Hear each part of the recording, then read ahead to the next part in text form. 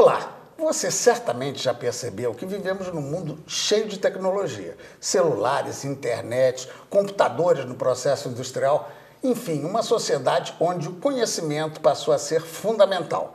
A aplicação prática de uma parte do conhecimento vira tecnologia que inova quase todos os produtos que usamos. Essas novidades dentro da disputa comercial do mundo capitalista são transformadas em patentes que garantem lucro. Mas até por conta de tanta rapidez de intercomunicação nos tempos de hoje, o conhecimento publicado por um cientista rapidamente alcança todos os outros da mesma área, fazendo avançar novas pesquisas. É por essas e outras razões que se convencionou medir o valor da produção científica de um país pela quantidade de publicações de trabalhos ou pelas patentes registradas. Mas até que ponto esses índices são capazes de definir a importância do papel da ciência e dos cientistas no Brasil? É o que vamos saber com nossos convidados. Marco Moricone é físico com um doutorado na Universidade de Princeton e professor da Universidade Federal Fluminense, a UF. Em 2013, foi eleito secretário nacional do Rio de Janeiro da Sociedade Brasileira para o Progresso da Ciência, a SBPC, parceira aqui do nosso programa. Gerson Lima da Silva, doutor em Biofísica e professor do Instituto de Bioquímica da Universidade Federal do Rio de Janeiro, a UFRJ. É o diretor científico da Fundação Carlos Chagas Filho de Amparo à Pesquisa do Estado do Rio de Janeiro, a FAPERJ, que também apoia o nosso Tome Ciência. O Gerson dirige o Centro Nacional de Ressonância Magnética Nuclear, Girijonas, e é membro da Academia de Ciências para o Mundo em Desenvolvimento e já recebeu diversos prêmios como a Ordem Nacional do Mérito Científico. Rogério Meneghini é químico, com um doutorado em bioquímica e é professor aposentado da Universidade de São Paulo, a USP. Foi diretor e criador do Centro de Biologia Molecular Estrutural do Laboratório Nacional de Louis Sincroton, lá em Campinas. Atualmente é o coordenador científico da Rede Cielo, um sistema público que permite acessar a produção científica do Brasil através da internet. Também foi laureado com a Ordem Nacional do Mérito Científico. Alexandre Kellner, paleontólogo com doutorado na Universidade de Colômbia, lá nos Estados Unidos, trabalha no Museu Nacional da UFRJ. É membro titular e editor-chefe dos Anais da Academia Brasileira de Ciências, a ABC. Também foi admitido na classe de comendador da Ordem Nacional do Mérito Científico. E eu vou começar logo com ele, com o Kellner. Você já é meio contra esse sistema de avaliação, né? Já soube. Eu acho que isso vai muito da decorrência da visão que não apenas eu, mas muitos dos meus colegas têm do mundo que nós vivemos hoje em dia, que eu gosto de definir como o mundo da padaria. Precisamos de pão quente toda hora, ou seja, publicações, e a pressão começa a aumentar cada vez mais, e é contra isso que eu, vamos dizer assim, tenho o meu pequeno protesto, que eu acho que não sei se é a melhor maneira da gente caminhar. Perfeito. Bem, vou para o Rogério. Você trabalha exatamente com essa questão de classificação. Acha que é um exagero, realmente, em classificar-se por aí? Eu acho que realmente não é um exagero. É uma consequência da dinâmica da ciência no mundo hoje em dia. Há uma pressão forte para a busca do conhecimento e cada um dos pesquisadores que está envolvido em ciência sofre. E a consequência disso é que a média de produção de cada cientista no mundo nesses últimos 30, 40 anos quase que duplicou. E isso é realmente um efeito que causa uma pressão. Mas é uma pressão que eu não a considero artificial, mas sim proveniente de realmente uma busca cada vez mais intensa de conhecimentos para serem gerados por várias razões.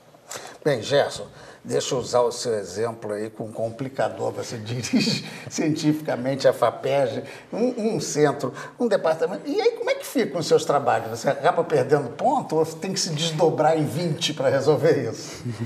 Não, então, primeiro, como usando o chapéu da FAPERJ, uma agência de fomento, qualquer decisão tem que ser baseada no mérito. Então, e no caso dos projetos científicos, é baseado no quanto que a descoberta teve impacto, e isso é medido tanto pelo número como pela qualidade das publicações.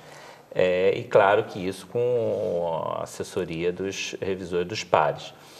indo para a sua pergunta, eu acho que tem que, quer dizer, eu como pesquisador, meu outro 50%, minha outra metade, tem que ralar um pouquinho mais. Mas, por outro lado, é como eu costumo dizer, a gente é pago para fazer aquilo, sendo pesquisador, professor, é pago para fazer aquilo que gosta. Então, é sempre buscar, né? Então, buscar o tempo todo como aproveitar melhor o tempo. E é claro que a pressão existe. Quando tem um ano que o número de publicações diminui ou a qualidade do que está sendo produzido no laboratório diminui, sempre há uma pressão.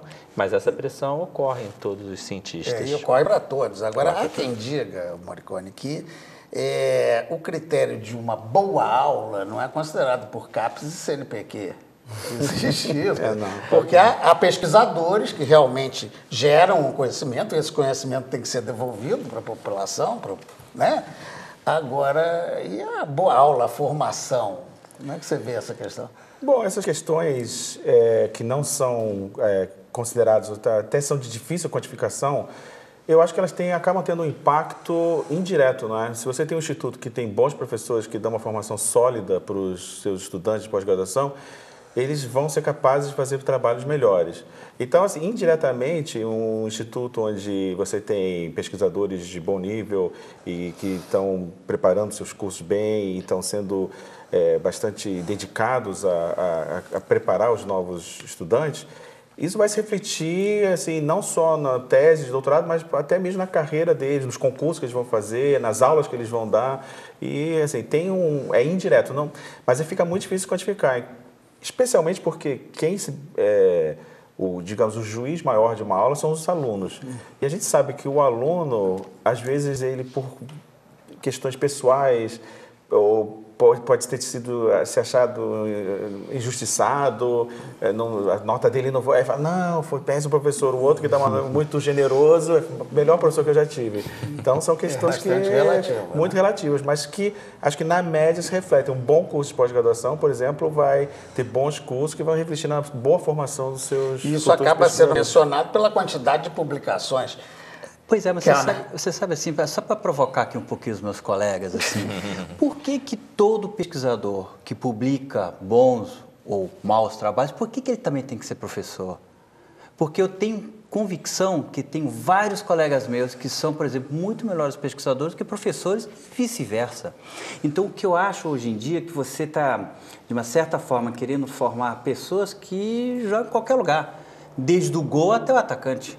Então, eu acho que isso era uma situação até que a gente devia pensar um pouquinho. E o que me dá a maior pena, eu não sei se eu vou provocar demais o Gerson, o que me dá a maior pena é a situação que você tem, às vezes, de alunos. Eu tenho alunos meus, brilhantes, alunos excelentes, que conseguem um emprego e a primeira coisa que eles vão fazer é aula. E o potencial científico deles. E às vezes eles são assim, assoberbados por aulas e tem pouco tempo para pesquisa. Eu acho que o Brasil tem que refletir um pouquinho nisso. Vamos, Gerson foi provocado, decitou o nome, tem direito de resposta. Não, Alexandre tocou num ponto importante. Eu acho que na universidade a gente diz que tem que ter tem que se ensinar, tem que se fazer pesquisa, tem que se fazer extensão. Agora, é claro que nem todo mundo consegue fazer isso de forma igualitária. E eu acho que a universidade tem que aprender, e principalmente os bons institutos, eu acho que tem excelentes institutos que conseguem medir isso muito bem e valorizar mais um lado e outro. E, claro, a ideia de se ter equipes é exatamente isso. Você nem sempre consegue, num instituto, num departamento, você ter todo mundo sendo o melhor em todas as áreas, né? Do ponto de vista, mais assim, falando da pesquisa biomédica, eu gosto de dar aula. Eu confesso que eu fico mais nervoso dando aula do que falando com uma audiência com um prêmio Nobel me assistindo. Mas eu sei que é ali que eu vou estar motivando os alunos e, eventualmente, aí falando do ponto de vista até pensando no futuro da pesquisa que está sendo feita no laboratório, vão ser as pessoas que vão voltar para o laboratório e vão ter ter as dúvidas e eventualmente se interessar a fazer uma pós-graduação, no caso dos alunos de graduação. Bem, a gente já vai para o intervalo, mas antes eu vou passar a palavra para o Meneghini, que está querendo fazer a intervenção. Na verdade, o que eu tenho acompanhado muito o processo de evolução das universidades brasileiras, até porque eu estou trabalhando no ranking de universidades nacionais, através da Folha de São Paulo.